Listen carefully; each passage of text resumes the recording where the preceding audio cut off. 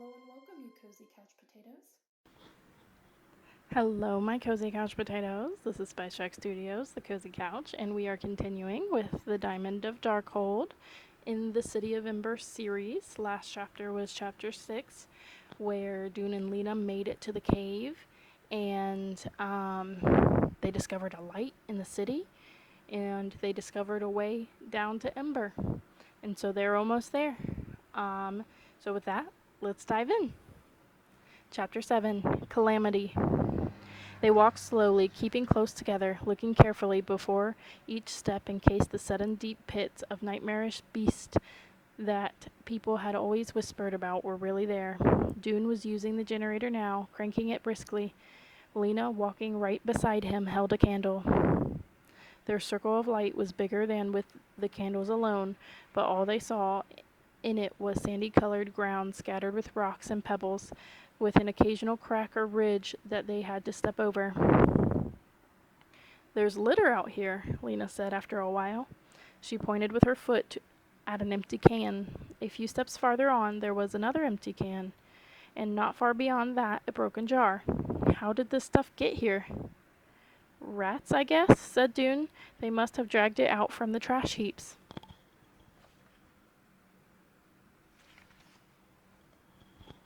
Since they were now on the same level as the city, instead of looking down into it from above, they didn't see the light as a spot anymore, but as a dim background glow that made a few edges and corners of buildings visible. And they could see this glow only when they paused now and then, and Doon stopped cranking his generator because the brightness of the generator's light bulb blinded them to the fainter light beyond. It was lucky, Lina thought, that there was light in the city after all. If the darkness had been complete, they wouldn't even have known where the city was. They could have wandered around in the unknown regions for a long time before heading in the right direction, and they wouldn't have known it was the right direction until they'd practically bumped into a building. Step by step, they moved on, lighting their way just a few feet ahead, and suddenly the lit ground in front of their feet disappeared into darkness. Baffled at first, they came to a halt. Then Doon crept forward, inches at a time. Lina heard him gasp and say, "Oh no." "What?" "The ground ends," Doon said. "It drops away here. We're standing on the edge of, I don't know, a hole or a chasm." Lina stepped forward and stood beside him and looked down. The toes of their shoes were right up against a black emptiness. She couldn't tell how deep or wide it was. Their light penetrated only a few feet down and forward. Beyond that, all was dark. "We'll have to go around it," Doon said. "We can't go down in there." "Never," said Lina with a shudder. "Let's try going to the left," said Doon. They backed away from the edge, turned, and with great caution headed along the rim of the hole. Minutes passed, and more minutes, and still they were walking beside the black emptiness, on and on.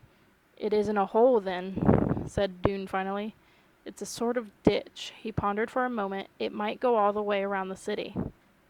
"A ring," Lina said, "to keep people from leaving." This brought them to a stop. Lina recalled the whispered rumors she'd heard all her life about people who had gone out into the unknown regions and never returned. They could be down there, what was left of them. "We have to go back," she said. "We can't get across it." "I wish we could tell how wide it is," said Doon. "If it's deep but not very wide, then maybe we could." I lost my page. "How?" said Lina. "Jump?" She meant this as a joke, but Doon didn't laugh. He said, "Didn't you bring some scraps of paper with you?" "Yes." "Can I have a couple of them?" Doon asked. "I have an idea." Lina pulled 2 of her scraps of paper from her pack and handed them to him. Doon bent over and looked around until he found a small stone on the ground. He wrapped the stone in the paper and held the paper to Lina's candle until it caught fire, and then quickly he threw the flaming packet out over the chasm. It flew up and then dropped, farther and farther, until it struck with a small tap far below their feet and went out. "One more try," said Doon. "I'll throw harder." He lit the little packet and heaved it with all his strength. This time it flew out in a long arc and landed at the same level as the ground they were standing on. It looked to Lina to be maybe 10 feet away. So it's a deep crevice, Doon said, but not all that wide. Too wide to get across, said Lina. We have to turn around. So they retraced their steps. The chasm now yawned on their other side. Lina forced fearsome pictures from her mind. Rats crawling up over the edge, other creatures even worse than rats. Let's hurry, she said. They came to the place where they'd begun, recognizing it by the bits of litter that lay on the ground there. This is where we go back to the path, said Doon, but I hate to give up now that we've come all this way. We have to, Lina said. Otherwise, we'll just walk around and never get to the city. We don't know that for sure. Let's go a little farther just in case. And after only a few steps, they saw the way. 2 thick planks stretched across the chasm. Someone made a bridge, Doon said. It was not a bridge that inspired confidence. Narrow, slightly sagging, with no rails to hold on to, it reached out into the darkness, and below waited the invisible depths. But beyond was the city. Shall we try? Asked Doon. Lina nodded, not trusting herself to speak. Doon put his generator back in his pack and lit a candle from the flame of Lina's. Then he started across. With each step he paused, looking ahead and not down. The planks creaked beneath his feet. Lina held her breath, as if even breathing too hard might knock Doon off balance. His light drew farther away. But quite soon, he turned to face her from the other side. You can do it, he cried. It's not hard. She stepped out. She looked only at her feet, one step and then the next. The boards of the bridge shuddered a little beneath her. It was good, she thought, that she couldn't see how deep the space below her was. She was almost there. Doon stood just ahead. She would have been fine if she had not let her eyes stray at the last moment and caught a glimpse of white. In spite of herself, she turned to see a tumble of pale sticks on the slope of the pit just below her. Bones. She staggered and fell to her knees. Her candle dropped into the pit and went out. She clung there, gripping the boards with her hands. Don't move! Cried Doon. I'm coming! She waited, all her muscles clenched, and in a moment Doon was in front of her. She gripped his hand, stood up, and followed on shaky legs to the bridge's end. All right, he said. She nodded, but her mind was spinning. She knew people died. She knew that the dead of Ember were carried out past the trash heaps, that the song of goodbye was for them, and that their bodies were left for the rats and worms to deal with. Everyone in Ember knew this, but to think about those who had fallen to their deaths alone in the darkness in terror, that was different. Let's go, she said. I want to get away from here. So they hurried on, lighting the way with just Doon's candle, now that the haze of light from the city was so close. Do you smell something? Lina asked. Doon sniffed. I do. Smells like smoke. Could a building be on fire? Lina wondered. I don't know, said Doon. I hope not. They walked on. The orange light stayed more or less steady, though the smell of smoke grew stronger. They realized they had reached the city when a wall suddenly appeared not 5 feet in front of them. The candlelight, instead of making a circle beneath their feet, seemed to fold upward at the farthest edge. A few steps closer, and they could put their hands out and feel the chilly stone of the building. Doon raised his candle higher to see if there were any clues about what building they had come to, but of course there weren't. None of the buildings in Ember had windows or doors on the side that faced the unknown regions. Keeping one hand on the wall, they made their way until they came to a corner, and there Lina looked for a street sign. She found it easily, a pole with its small printed rectangle on top. Deeple Street, she said, in her mind. The whole city and their position in it fell into place. We are on the north.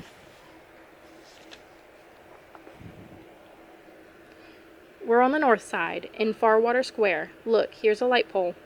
Doon's candle lit up the base of the pole, but the top, where before a great lamp would have been shining, was lost in darkness.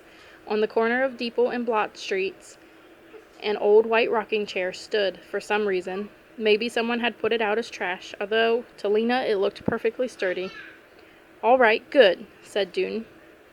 "So first, let's find where that light is coming from." Lina took out a candle and lit it from Doon's. She wanted to see everything as well as possible.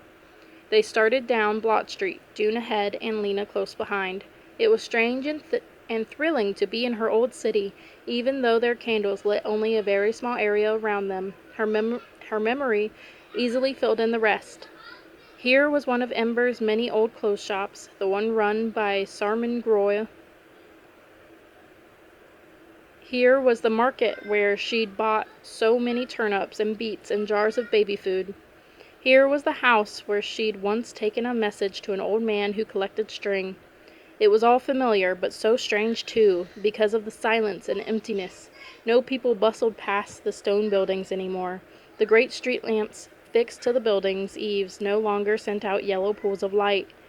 Lena's candlelight glimmered on dark, cracked shop windows, fell into the gulf of open doors, and lit bottom steps of stairways, where sometimes there was a sock or a scarf dropped by someone in a hurry to leave.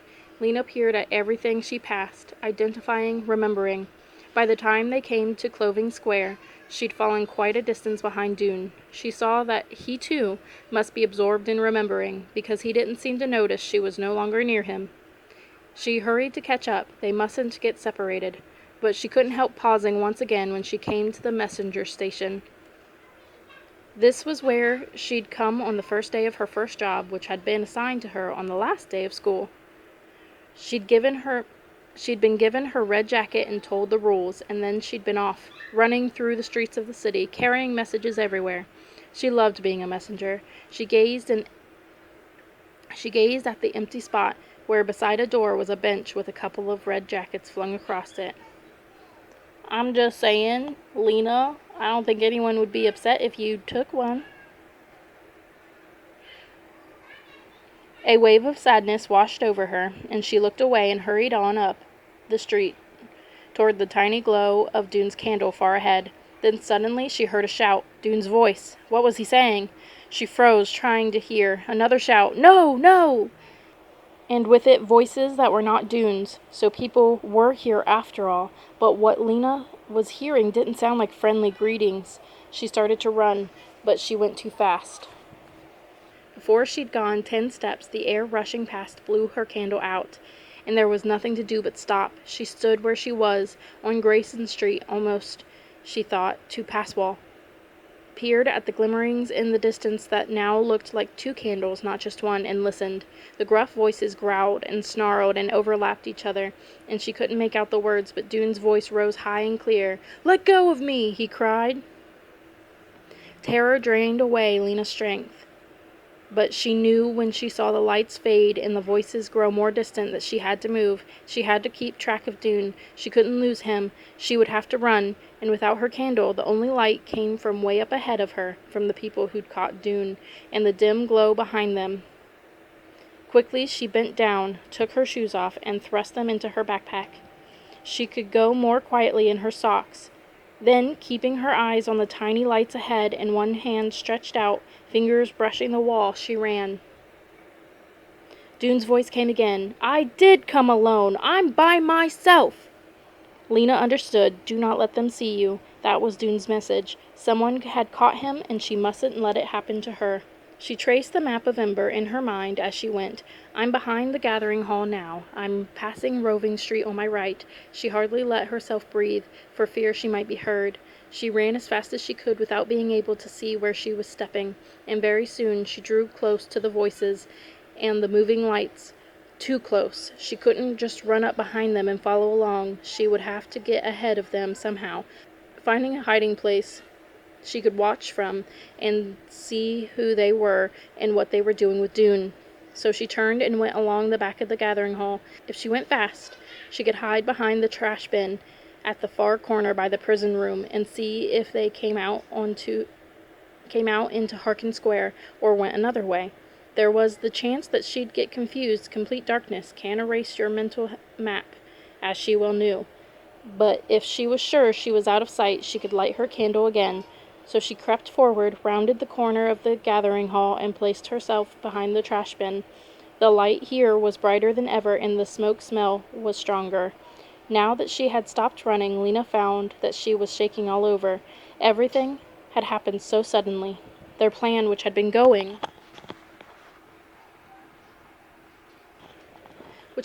so well, had been changed in an instant. Now what? Now what? As if in answer to her question, Doon's voice pierced the darkness again. He was farther away now. His words weren't as clear, but what she thought she heard was, "Get away! Go home! Get!" There was a pause, and then, "Help!" Was this a message meant for her? Was he telling her to go home and get help? She wasn't sure. Cautiously moving a fraction of an inch at a time, she looked out from behind the trash bin. Right away she saw them. 2 men with Doon between them, on the far side of Harkin Square, each with a grip on one of Doon's arms, and in the center of the square, so bright it made her squint, was the source of the orange light they'd seen from above. It was indeed a fire. Lina had gotten past the terror of open flames that she'd had when she first arrived in Sparks. She'd become used to fire, at least the kind of fire that's helpful, the kind that lets you cook and keep warm. But this was a big, disorderly fire, right on the pavement, a spreading heap of charred rubble, shooting up flames in some spots and smoldering in others. It cast a wavering orange glare out across Harkin Square, on the kiosks where old posters still hung, on the wide steps of the gathering hall, and on 3 figures who scurried around the fire's edge, 1 big one and 2 smaller ones. As Lina watched, the tallest of the fire tenders bent over, picked something up in one hand, and threw it toward the fire. Lina saw its black silhouette as it fell, flapping and fluttering toward the flames. Sheets of paper, she thought. In fact, she was sure. It was a book. I hope it wasn't Doon's book. Aw. Well, my cozy couch potatoes, that is it for chapter 7. I hope you enjoyed this chapter, and we will jump into chapter 8 next time. As if an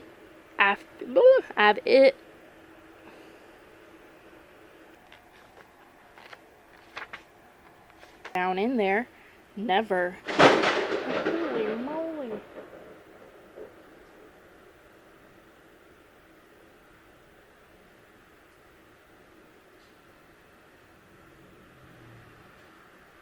Obviously, there's a storm that was lightning, and it scared me. Like, well, thunder, but, you know.